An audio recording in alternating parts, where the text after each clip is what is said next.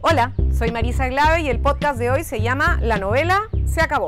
El Tribunal Constitucional el día de ayer, en una votación de 4 magistrados contra 3, tomó la decisión de decirle al señor Olaechea que basta. No hay posibilidad de que el anterior Congreso vuelva y además el cierre del Congreso sí fue constitucional.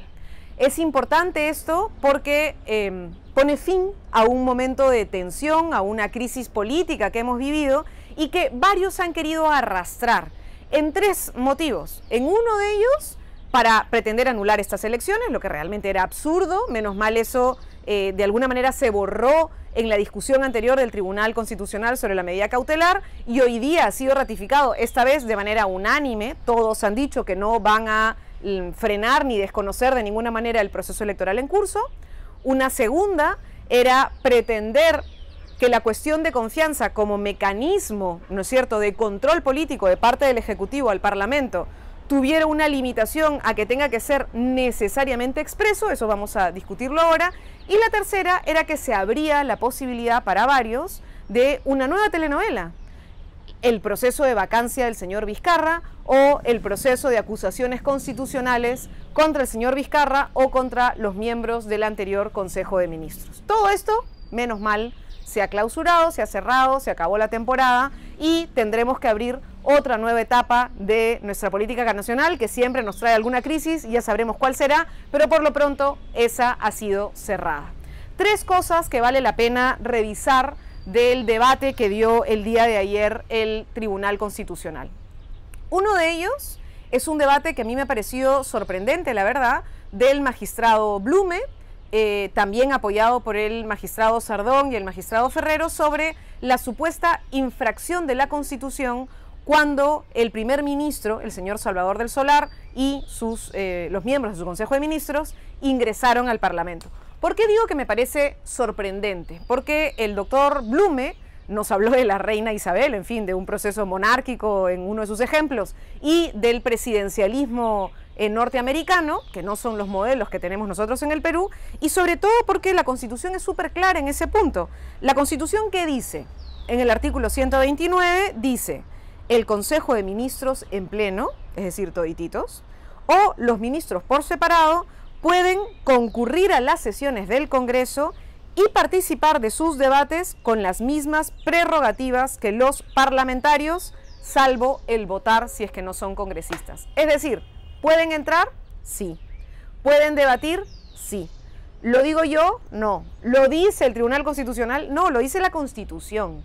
La Constitución es clarísima. El 30 de septiembre el Congreso empezó el día, digamos, infringiendo la Constitución al decir que el presidente del Consejo de Ministros no podía ingresar a presentar una cuestión de confianza. Como lo han señalado los otros 4 magistrados y como lo dice la Constitución, los ministros, al poder ingresar a cualquier debate, tienen el derecho de usar su voz y de plantear argumentos para la discusión que se va a tener en curso. Ese día, el 30 de septiembre, el Parlamento tenía agendado la elección de nuevos miembros del Tribunal Constitucional. ¿Cómo va a decir alguien que no podía entrar un ministro justamente a plantear en esa discusión una cuestión de confianza? No tiene ningún sentido, porque justamente la cuestión de confianza, ¿sobre qué era? Sobre los mecanismos de elección de los miembros del Tribunal Constitucional. Segunda cosa que la discusión del día de ayer ha planteado y que me parece súper importante y que tiene que ver con el debate que plantea la doctora Ledesma y que tiene que ver con la concretización de los derechos, es decir, con cómo lo que está en el papel se ejecuta en la realidad. Muchas veces nosotros tenemos normas o tenemos preceptos constitucionales, tenemos derechos reconocidos en el texto que en el papel no queda claro cómo se van a implementar y que uno tiene que ver cómo la realidad te muestra si es que los derechos están en ejercicio o no están en ejercicio. Y entonces ahí se abren como 2 ramitas de discusión. Una que tiene que ver con cómo en la realidad interpretamos o no que se denegó la confianza presentada por el señor Salvador del Solar. Ahí el doctor Eloy Espinosa ha puesto un ejemplo súper interesante a la hora de discutir algo así como el fraude constitucional. ¿A qué voy? ¿Y a qué fueron los magistrados? Muchas veces, y eso ocurre mucho en el mundo legal, ¿no es cierto?, y en el mundo institucional, la gente le quiere sacar la vuelta a la norma o le quiere sacar la vuelta al acuerdo que tiene que tomar. Entonces, por ejemplo, imaginemos, como lo plantea el doctor Eloy Espinosa, que en el caso del Tribunal Constitucional, la doctora Ledesma le haya dicho a los magistrados del tribunal que quería cambiar las pautas del debate y que este debate debía ser público, cosa que hay que felicitar. Muy bien, doctora Ledesma. Darle transparencia a la discusión del Tribunal Constitucional es algo que fortalece la legitimidad de esa institución. Pero imagínense ustedes que los magistrados, como decía el doctor Espinosa, hubieran votado a favor y hubieran dicho sí, estamos a favor. Y a la hora de los loros, cuando tocaba la discusión de esta sentencia, el doctor Ramos no hubiera presentado su ponencia previamente, los funcionarios hubieran apagado las cámaras y el resto de los magistrados hubiera boicoteado la sesión para que no sea pública. ¿Eso qué quiere decir? Que en el fondo, en los hechos, no habrían aceptado el planteamiento hecho por la presidenta del Tribunal Constitucional, por la doctora Ledesma. Lo mismo iba a pasar en el Parlamento, es decir, se iba a vaciar de contenido. El presidente del Consejo de Ministros logra entrar, después de que hubo un escándalo, como ustedes vieron, porque se pretendió violar la Constitución y no permitirle el ingreso al señor del Solar al debate del Parlamento. Él logra entrar y él dice dos cosas. La primera, que presentan un proyecto de ley para cambiar la manera en la que se elige a los miembros del tribunal. Pero la segunda cosa que dice es que pide que se suspenda la elección, que para que realmente se dé una buena fe, se muestre una voluntad colaborativa, transparente, ¿no es cierto?, tolerante de parte del Parlamento, el Parlamento suspenda la elección de los magistrados para que no los pretenda imponer. Este pedido de suspensión es la esencia de la cuestión de confianza, más que la norma en sí. Entonces, cuando el Parlamento, después de que lo escucha, él sale, decide mantener la elección de los miembros, lo que está haciendo es evadir el fondo, la sustancia de la cuestión de confianza. Al votar y decidir seguir adelante con el procedimiento, lo que estaba haciendo era pretender sacarle la vuelta a la cuestión de confianza. Una tercera cosa que ha sido señalada por la doctora Ledesma y por el doctor Espinosa es que hubo un elemento adicional que termina de hacer lo que ellos han dicho, mostrar la voluntad del legislativo de manera clara e indubitable. Es decir, ¿cómo podemos garantizar que se niega la confianza de manera clara e indubitable? Pues porque en el Parlamento había una moción de orden del día firmada por algunas bancadas que planteaba abiertamente la necesidad de suspender la elección.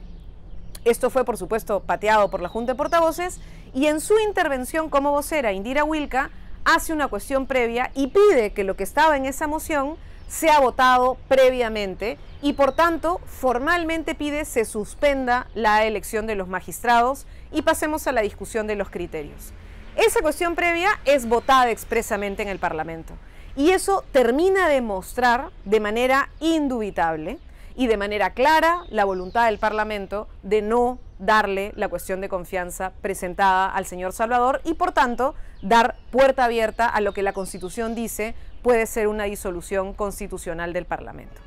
Terminada esta telenovela, hay dos lecciones que tenemos que sacar, que tenemos que quedarnos con nosotros. Una primera, y que creo que es fundamental, es que tuvimos un Congreso obstruccionista. No podemos olvidarnos de las condiciones de la realidad, como ha dicho el doctor Ramos en su propia ponencia, el encargado, digamos, de iniciar esta discusión en el Tribunal Constitucional. Había una realidad, y esa realidad es fruto de las elecciones, pero no solo de por quienes nosotros votamos formalmente, sino de la cantidad de votos nulos, blancos y viciados. Muchos de los votos nulos, blancos y viciados lo que hacen es engordar la cantidad de representantes, el porcentaje, la proporción de los partidos que están arriba en el proceso electoral. Así, en la elección pasada, Fuerza Popular pasó de tener entre 25 o 30 parlamentarios que le correspondía por la proporción que sacó, a tener 72 parlamentarios. ¿Se dan cuenta? La cantidad de voto blanco y viciado terminó engordando a quienes estaban en los primeros lugares.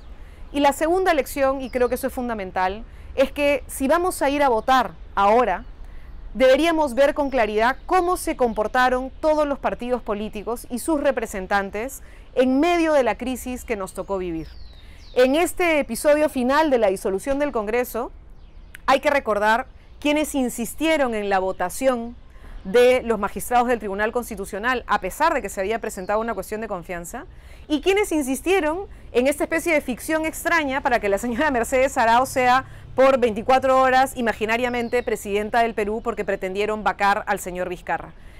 Los partidos que fueron parte de esto, como Alianza para el Progreso, como Acción Popular, como Contigo, como el partido aprista, como el partido, bueno, la bancada del parlamentario Kenji Fujimori de aquel momento, los Avengers, tienen tanta responsabilidad como fuerza popular de la crisis que se generó en ese momento. Pensemos bien, seamos conscientes, está en nuestras manos que no repitamos la misma historia en el Parlamento.